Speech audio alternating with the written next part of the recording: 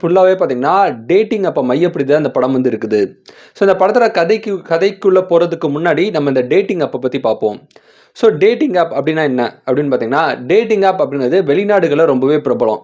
So dating app வந்து அவங்க வெளிப்படையா வந்து ஹூக்கப்காக தான். ஸோ ஃபிசிக்கல் நீடுக்காக, இல்ல ஒரு எமோஷனல் சப்போர்ட்டுக்காக, இல்ல ஒரு ஃப்ரெண்ட்ஷிப்காக, ஏதோ ஒரு வகைக்காக வந்து டேட்டிங் ஆப்ப வந்து சூஸ் பண்ணி, ஒரு பையனா இருந்தா ஒரு பொண்ண ஹூக்கப் பண்ணி, ஒரு பார்ட்டிக்கு போய் வெளிய கூட்டு போய், இல்ல அவங்க அவங்க என்னலாம் பண்ணணும்னு ஆசைப்படுறாங்களோ எல்லாம் பண்ணுவாங்க.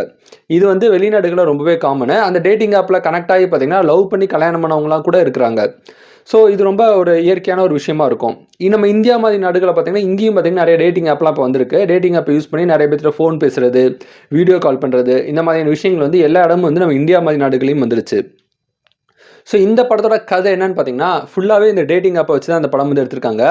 ஆனா இந்த டேட்டிங் ஆப்ல என்ன ஆகுதுன்னு பார்த்தீங்கன்னா, இந்த டேட்டிங் ஆப்ப யூஸ் பண்ணி ஒரு சீரியல் கில்லர் என்ன